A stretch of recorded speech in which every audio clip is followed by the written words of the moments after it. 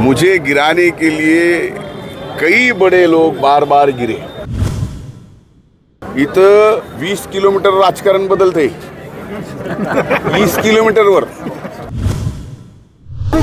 या परळी विधानसभा मतदारसंघातील वेगवेगळ्या दिव्यांगावर त्यांचं दिव्यांगत्वावर उपचार व्हावा आणि उपचार करत असताना त्यांना साधनं पुरवली गेली पाहिजेत हा प्रयत्न आम्ही केलेला आहे। या परळी विधानसभा मतदारसंघात आजपर्यंत 3600 श्रवण यंत्र जे कर्णबधिर लोक आहेत त्यांना आम्ही या ठिकाणी देऊ शकलो।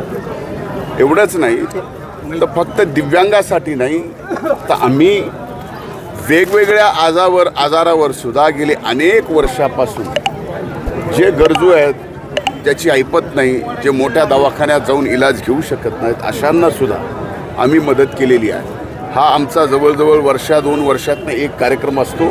त्यात मी स्वतः जिल्हा नियोजन समितीचा बीडचा अध्यक्ष असल्यामुळं आणि दिव्यांग मंत्रालयाचे उपाध्यक्ष इथं असल्यामुळं डॉक्टर संतोष मुंडे त्यांच्या आयोजनामुळं आज आम्ही या ठिकाणी 1000 श्रवण यंत्र ज्याची किंमत 9900 रुपये, एवढ्या किमतीचं श्रवण यंत्र अतिशय चांगलं हे आज सर्व इथं कर्णबधिर लोकांना दिलं जाणार आहे। निवडणूक हा विषय तुम्ही काढला म्हणून मी लगेचच बोलणं उचित नाही आहे, पण आपण थांबा, निवडणुका ज्यावेळेस अनाऊन्स होतील त्यावेळेस हळूहळू तुम्हाला सगळ्याला सुद्धा परिस्थिती जाणवेल आणि जी परिस्थिती जाणवेल त्यावेळी तुम्हाला प्रश्न विचारायला सुद्धा बरं वाटेल। लोकसभेच्या नंतर एक लक्षात घ्या की 6 विधानसभा मतदारसंघात महायुतीचे या ठिकाणी 6ला 6 म्हणजे 1 सोडता 5 या ठिकाणी आहेत। आता आमचा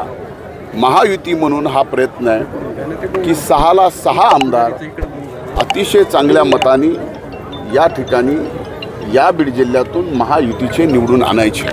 आता त्यात 4 राष्ट्रवादी काँग्रेस पक्षाचे जे 3 सोबत आहेत, एक शरद पवार राष्ट्रवादीच्या सोबत आहे आणि भारतीय जनता पार्टीचे 2 या ठिकाणी मतदारसंघात आमदार निवडून आलेले आहेत। त्यामुळं 6ला 6 महायुतीचे अन्न हा सगळ्यात मोठा संकल्प आम्ही हाती घेतला। आजी माझी आमदारांपैकी अनेक जण जे आहेत ते तुम्हाला विशेषतः टार्गेट करण्याचा प्रयत्न करतात।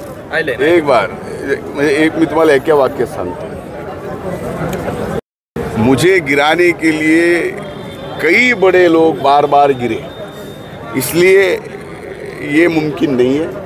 म्हणून मी आपल्याला एवढंच सांगतो की मला इथंच बांधून ठेवणं, मला टार्गेट करणं हे आज नाही, स्वर्गीय मुंडे साहेबांपासून अनेक जणांनी या ठिकाणी प्रयत्न केलेला आहे। वाईट एका गोष्टीचं वाटतं की ज्या शब्देतून मला टार्गेट करण्यात आलं, जी पातळी एवढ्या मोठ्या नेत्याची ज्यांना आजही आम्ही त्यांचा आदर करतो, आजही आम्ही त्यांना आदरयुक्तच बोलतो, आम्ही कधीच आयुष्यात भलेही आम्ही दादांच्या सोबत राहिलो तर त्यांच्या बाबतीत आम्ही कधी अशी व्यक्तिगत टीका केली नाही, पण ज्या ठिकाणी माझं घर, माझी जात अशा पद्धतीच्या एवढ्या मोठ्या नेत्याला ज्यावेळेस अशी टीका माझ्यावर करावी लागते त्यावेळेस परळी वैद्यनाथ मतदारसंघातली मायबाप जनता अतिशय हुशार आहे, सुज्ञ आहे। त्यांना माहीत असतं की आपल्या माणसाला का टार्गेट केलं जातं आणि टार्गेट करायचा कोणी प्रयत्न केला तर त्यांचं टार्गेट कसं हाणून पाडायचं हे सुद्धा परळीकरांना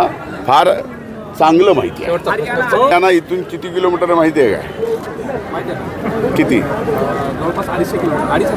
हा, इथं 20 किलोमीटर राजकारण बदलते 20 किलोमीटरवर आणि तुम्ही 2500 किलोमीटरचं सांगताय। काय होत त्या राज्याच्या वेगवेगळ्या प्रश्नावरती त्या निवडणुका असतात, पण ज्या वेळेस महिला सुरक्षेचा प्रश्न या ठिकाणी आला त्या वेळेस या सरकारने आणि राज्याचे उपमुख्यमंत्री गृहमंत्री देवेंद्रभाऊ फडणवीसांनी अतिशय पुढे जाऊन त्या ठिकाणी ज्याला त्याला तिथंच न्याय मिळाला पाहिजे अशा पद्धतीची व्यवस्था आपण बघितली बदलापूरच्या प्रकारे। त्यामुळं महिला सुरक्षा ही या राज्य सरकारची प्राथमिकता। बजरंग सोनवणे असं म्हणा, त्यांचा संपर्क तसा दांडगा आहे।